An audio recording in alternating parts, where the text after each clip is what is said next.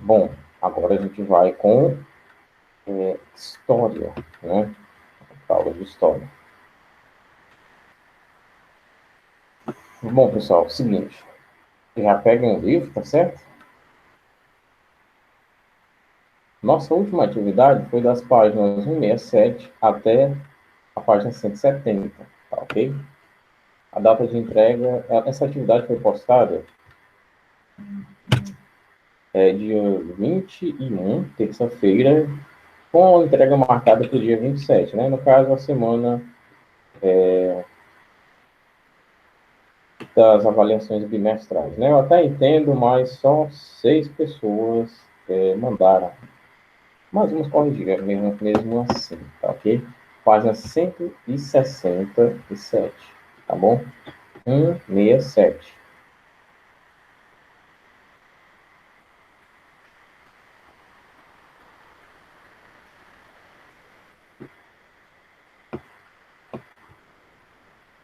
Tá bom, aqui no chat.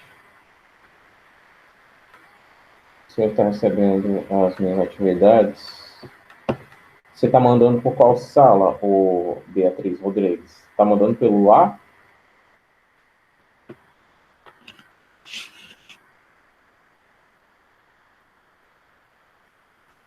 Vamos ver aqui.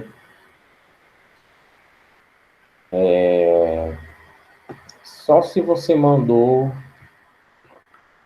por meio de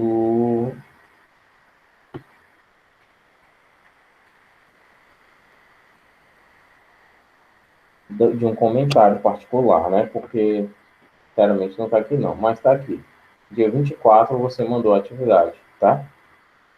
Só o que eu queria te pedir para mandar dentro da aba de atividades, tá bem? Não manda como comentário, tá bom?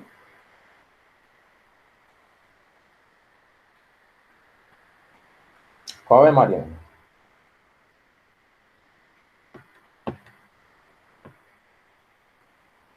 Vamos lá, página 167.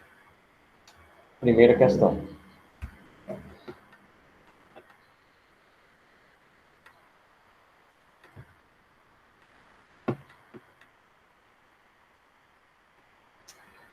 Ó mar salgado, quanto do teu sal são lágrimas de Portugal, por te cruzarmos, quantas mães choraram, quantos filhos em vão rezaram, quantas noivas ficaram sem casar. Para que fosses nosso, ó mar, valeu a pena? Tudo valeu a pena, tudo vale a pena. Se a alma não é pequena, quem quer passar além do bojador, tem que passar além da dor.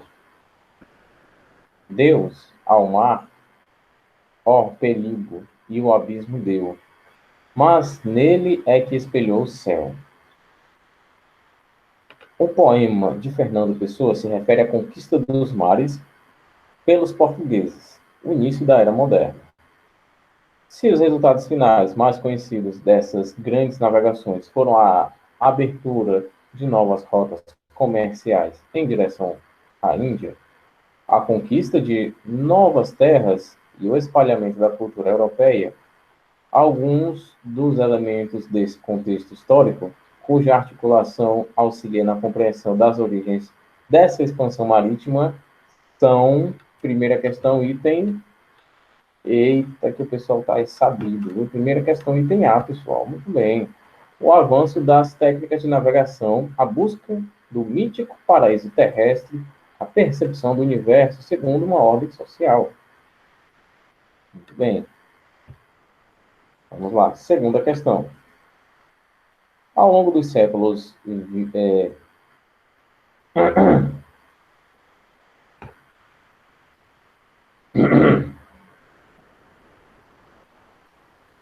Desculpa, engasguei aqui.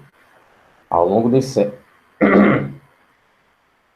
Ao longo dos séculos XV e XVI, desenvolveram-se na Europa as grandes navegações, que lançaram algumas nações à descoberta de novas terras e continentes. A expansão ultramarina acarretou, segundo a questão item, entender superação dos entraves medievais com o desenvolvimento da economia mercantil. Terceira questão. Acerca da expansão marítima comercial implementada pelo Reino Português, podemos afirmar que, terceira questão, item A, muito bem. A conquista de Ceuta marcou o início da expansão, ao possibilitar a acumulação de riquezas para a manutenção do empreendimento. Quarta questão. Assinale a alternativa correta acerca da expansão ultramarina europeia. Quarta questão. Qual item vocês marcaram? Rapaz, muito bem. 4D. As chamadas grandes navegações europeias inserem-se no processo de superação dos entraves medievais ao desenvolvimento da economia mercantil e ao fortalecimento da classe burguesa.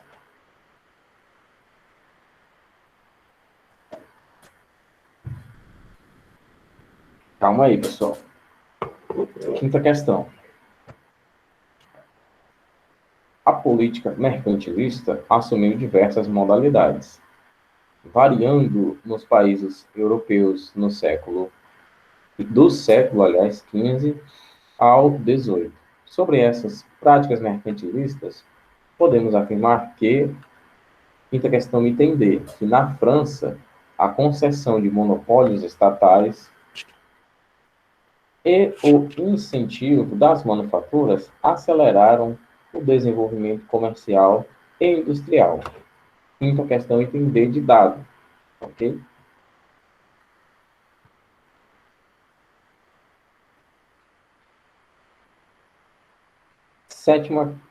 Sexta questão. O metalismo. A doutrina da balança comercial favorável, o industrialismo, o protecionismo e o colonialismo constituem as características básicas do... Sexta questão. Do liberalismo, não, desculpem. Do mercantilismo. Sexta questão, item E de elefante. Sexta questão, item E. Mercantilismo.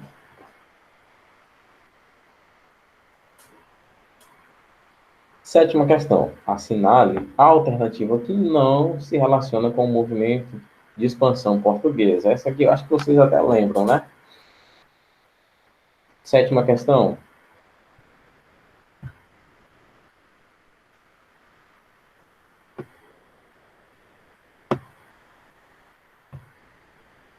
Sétima questão, item C. A unificação italiana foi um dos pré-requisitos para a expansão marítima. Não se relaciona com o movimento de expansão marítima português. Sétima questão, item C, de caracol.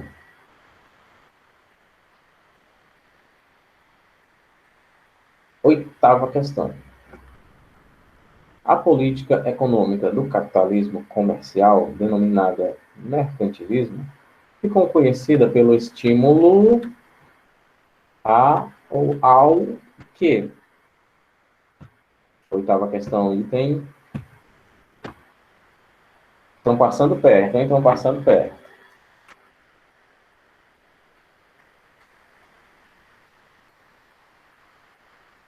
Perto para cima, viu, Raiz? Item A. Presta atenção. Olha. A política do capitalismo comercial, denominada de mercantilismo, ficou conhecida pelo estímulo à exportação, em detrimento das importações, sob forte intervenção estatal na economia e exclusividade de comércio entre metrópole e colônia. Como a gente viu, né, no mercantilismo, a gente tem aqui a metrópole, que é o colonizador, e a colônia aqui. A colônia só comercializa com a metrópole. Essa é uma das principais características dessas práticas mercantilistas, né? Nona questão.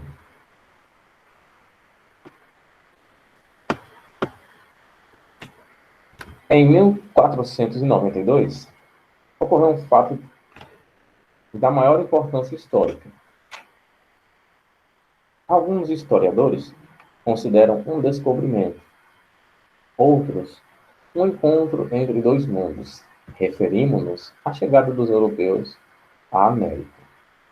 Marque a alternativa incorreta.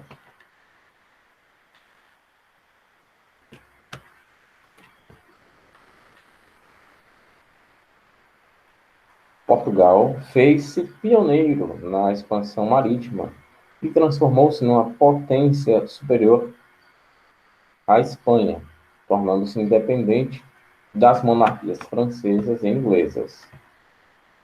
Nona questão, item D de dado, tá ok?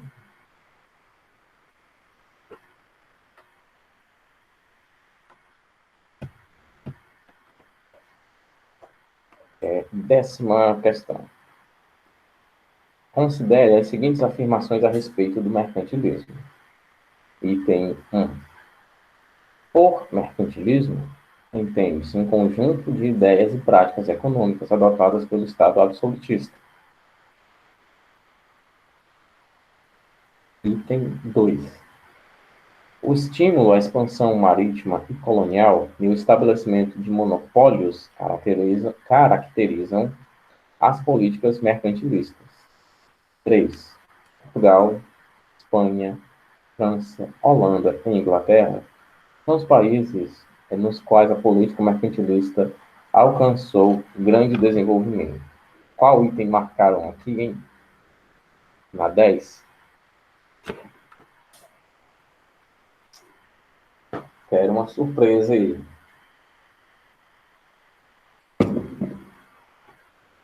O que é que vocês acharam, pessoal? Esses itens, tem algum item suspeito aqui? Não tem não, né? Olha só. Tudo, né? É condizente com as práticas do mercantilismo, tá ok? Então, todos os 3 itens estão corretos. Se todos os 3 itens da 10ª questão estão corretos, então você vai marcar o item E, que diz que as afirmativas 1, 2 e 3 estão corretas. Ok?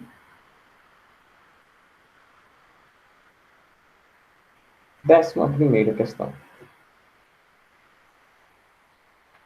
Entende-se por mercantilismo o conjunto de ideias e práticas econômicas dominantes na Europa entre os séculos XV e XVII.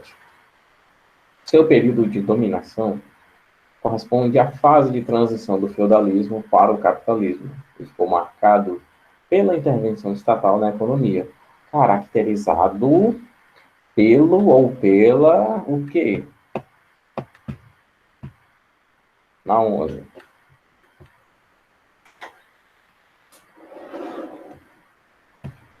Letra C, pelo monopólio metropolitano sobre as colônias da América, o qual passou a estimular as disputas entre as grandes empresas comerciais de propriedade da burguesia. E 12ª questão.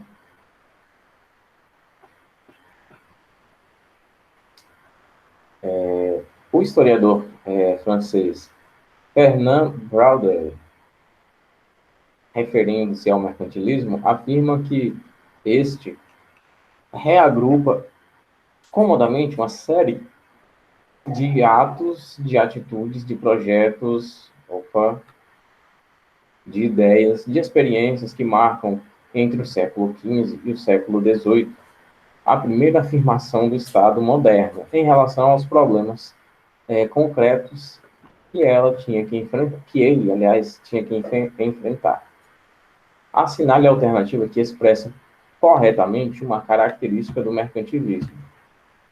12ª questão, entender, muito bem, muito bem. Intervenção do Estado que se efetivou, aliás, sob forma de protecionismo e de regulamentação da atividade econômica. A gente nota aqui que o protecionismo ele era fundamental para reerguer muitas culturas, né, muitas nações que haviam se enfraquecido, seja lá qual for o motivo. Mas a gente sempre nota que o principal foi um conflito armado. Né? Conflito armado que aquele país entrou, ficou economicamente enfraquecido e precisou dessa ajuda da sua própria nação, né? Já que o protecionismo visava comercializar interna e não externamente. Agora sim, a gente vai pegar da 13, da página 171, que a gente vai até a página 173, tá bom? 171, 172, 173. Tá bom, né?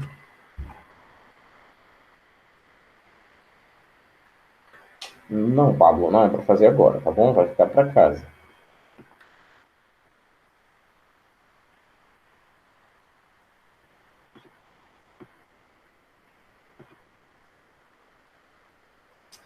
Décima terceira questão. No processo de expansão mercantil europeu dos séculos XV e XVI, Portugal teve importante papel, chegando a exercer, durante algum tempo, a supremacia comercial na Europa. Todavia, em meio da aparente prosperidade, a nação empobrecia. Podiam os empreendimentos da coroa ser de vantagem para alguns particulares. Ao analisarmos o processo de expansão mercantil de Portugal, concluímos que alguma conclusão você vai tirar e vai marcar dos itens A ou E. Aliás, dos itens A ao item E.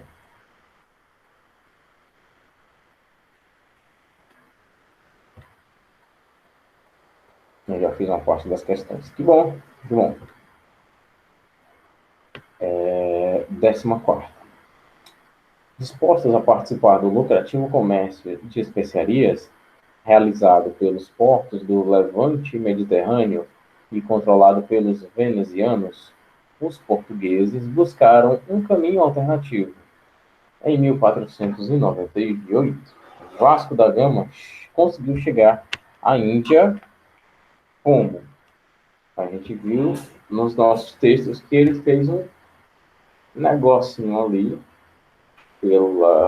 por uma região, que eu não posso dizer qual é, e conseguiu chegar nas Índias. A Índia, aliás.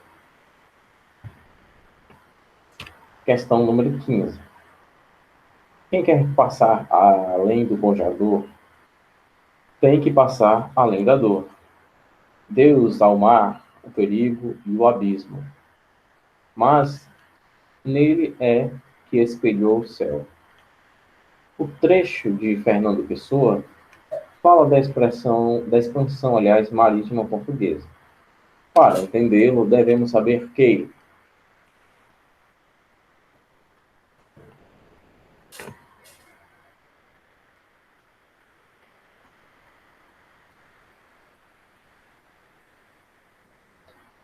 deixa eu explicar aqui um pouquinho, rapidinho. Nota que nessa questão ele vai voltar nos itens, né?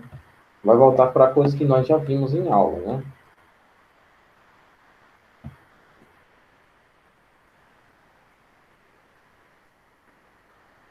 Questão número 16. A partir do século XV, com a viagem em torno da África, a exploração do litoral do continente permitiu que os portugueses estabelecessem feitorias e intensificassem suas atividades mercantis.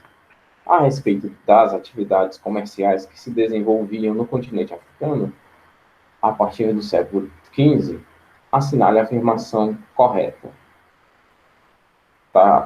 Rotas internas da África que só se articularam ao circuito mercantil do Mediterrâneo com a expansão marítima e com a transposição do Cabo das Tormentas. Dá uma colherinha de chá para vocês. Essa 16 aqui, o item A, só não está mais errado porque só é um. Na 16ª questão não marquem o item A, tá bem? entender.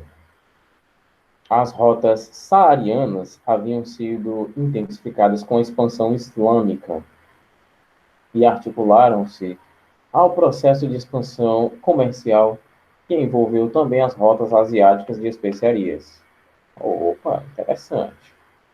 As rotas africanas do Saara foram interrompidas com a navegação portuguesa, que ampliou e acelerou o escoamento dos produtos do interior para o continente. Quase. Item D. Comércio interno do continente africano baseava-se no tráfico de escravos e no escravismo, sistema de exploração e venda de seres humanos, criado na África.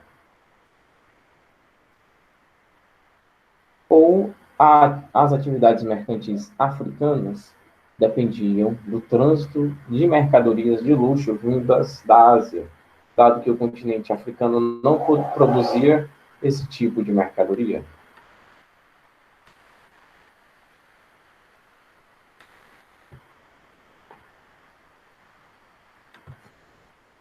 Vamos avançar até aqui, pessoal. Tá tudo bem? Tá tudo ok? Até aqui dá para fazer?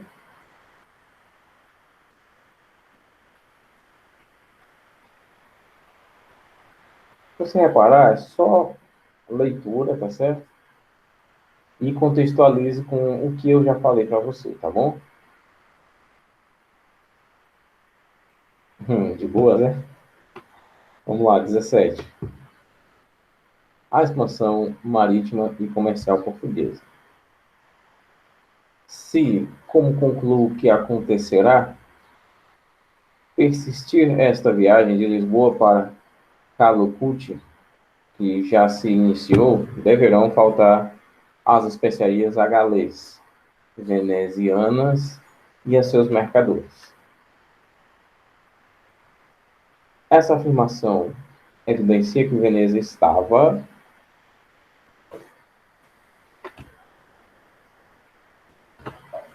os 18ª questão, tá? Os europeus ocidentais, com exceção de alguns comerciantes e empreendedores italianos e judeus, conheciam apenas vaga e fragmentadamente, aliás, as grandes civilizações asiáticas e norte-africanas. Estas, por sua vez, sabiam pouco ou nada da Europa, que existia no norte dos Pirineus e da África ao sul do Sudão, e desconheciam tudo acerca da América. Foram os pioneiros portugueses e os conquistadores castelhanos da orla ocidental da cristandade que uniram para melhor e para pior os ramos diversificados da grande família humana. Opa. Acerca da expansão marítima e das suas consequências, podemos afirmar que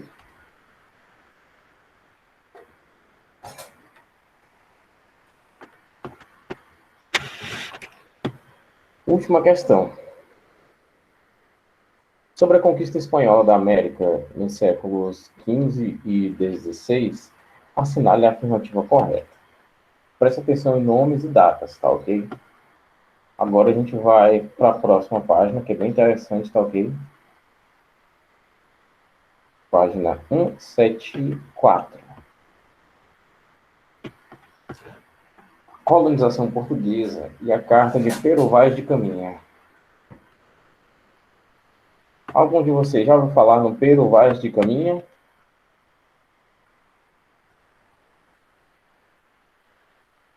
Sim, Maria. Sabe quem ele foi?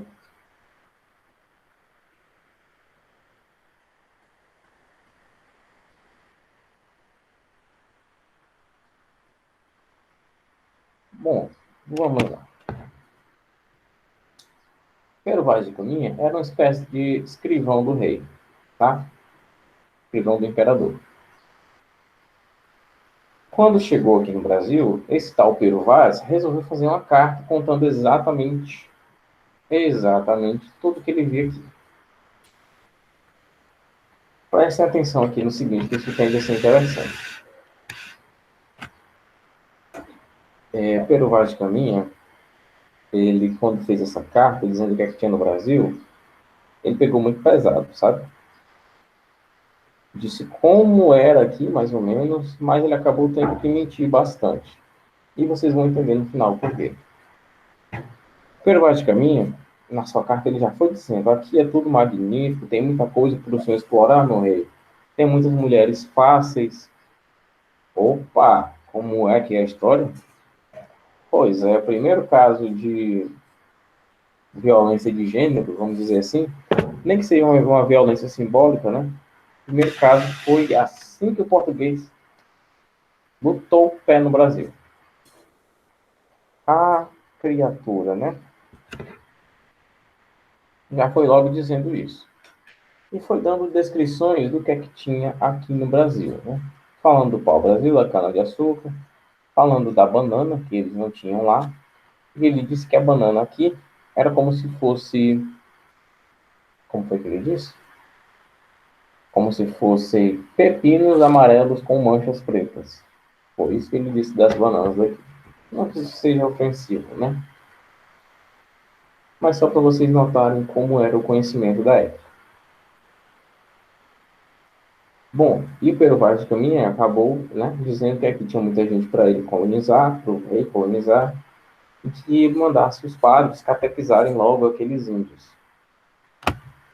Necessariamente foi esse o recado de Pero Vaz de Caminha. E, no fim das contas, ele pediu para que... Aliás, ele sugeriu que aquelas ilhas, né, aquelas terras, que a gente sabe que não são ilhas, né, aquele Brasilzão, poderia ser utilizado para aprisionar, castigar e torturar alguém. Só isso, professor. Só. Era usado para isso. Para matar.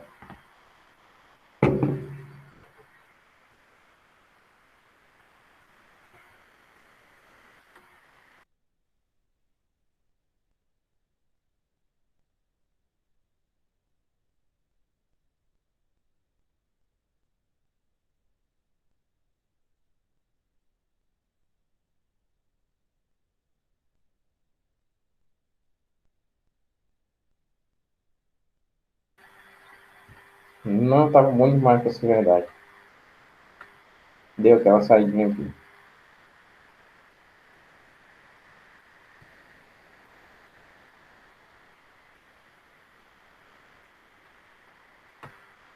Bom, vamos lá. Não tô nem... Eu perdi até consciência. Eu perdi até... Onde é que eu parei, pessoal? Tá falando da carta do Pero Vaz de Caminha. Sim, vamos lá. Ele tinha um sobrinho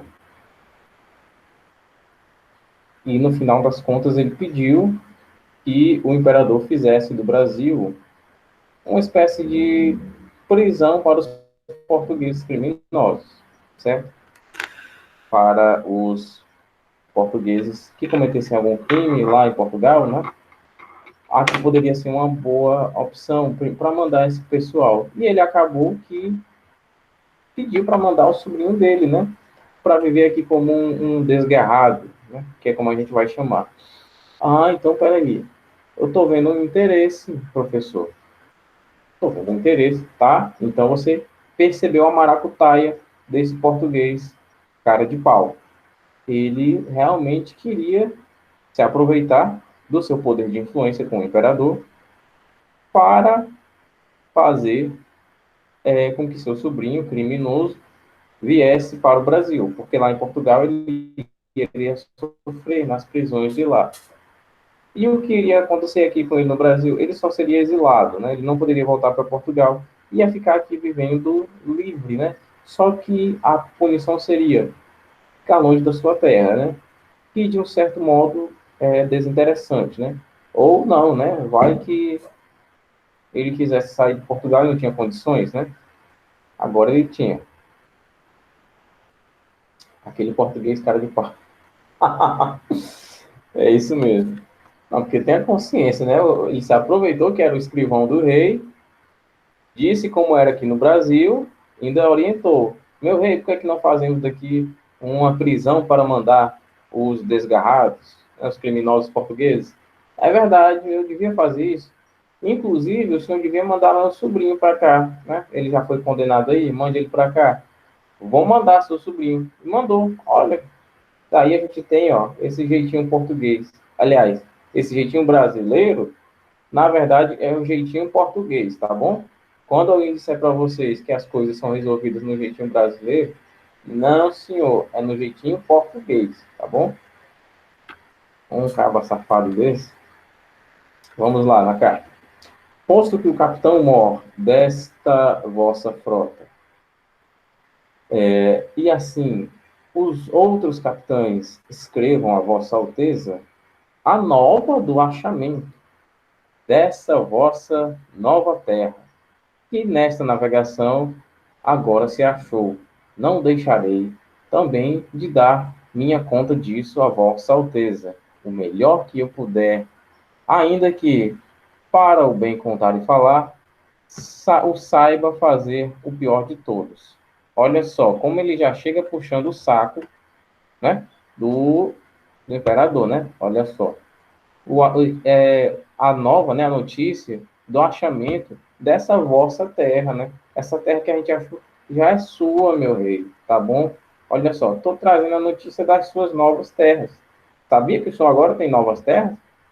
Tem. Bora lá ver. Tome, vossa alteza. Porém, minha ignorância, por boa vontade, e creia bem, por certo que, para alindar nem afear, não porei aqui nada mais do que aquilo que me pareceu. Olha, vamos analisar essa parte aqui também. Prestem atenção.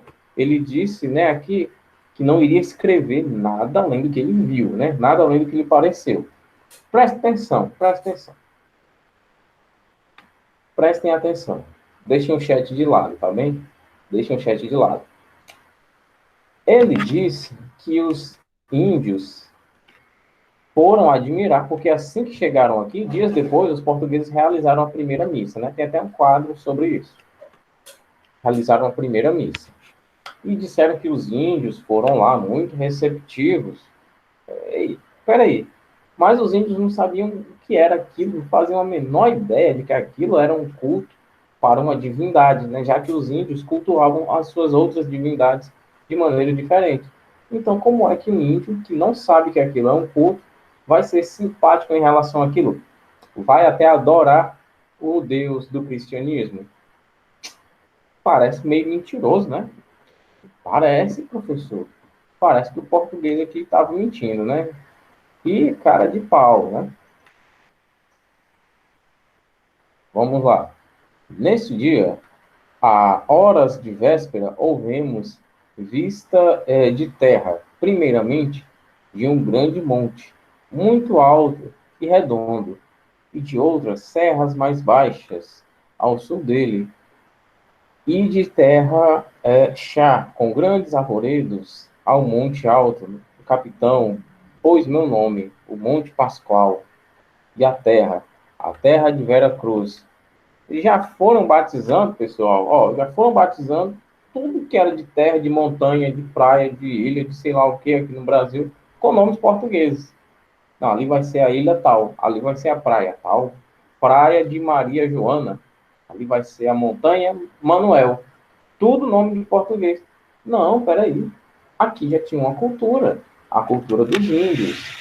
Reparem que o processo de colonização nada mais foi do que a cruel destruição de uma cultura que já tinha aqui. Como eu já tinha explicado em outra turma, prestem atenção nisso aqui, olha. Quem colonizou os Estados Unidos foi a Inglaterra. Eles falam que idioma lá mesmo, hein? Lá nos Estados Unidos? Inglês, né? Ah, e lá tinham índios, tá? Antes dos ingleses chegar. Quem colonizou a América Central? Os espanhóis. Foram os espanhóis, né? Lá na América Central eles falam majoritariamente o quê, hein? Falam espanhol, né? Língua oficial de muitos países. Olha só. E aqui no Brasil, quem é que nos colonizou? Os portugueses. A gente fala que idioma mesmo, hein?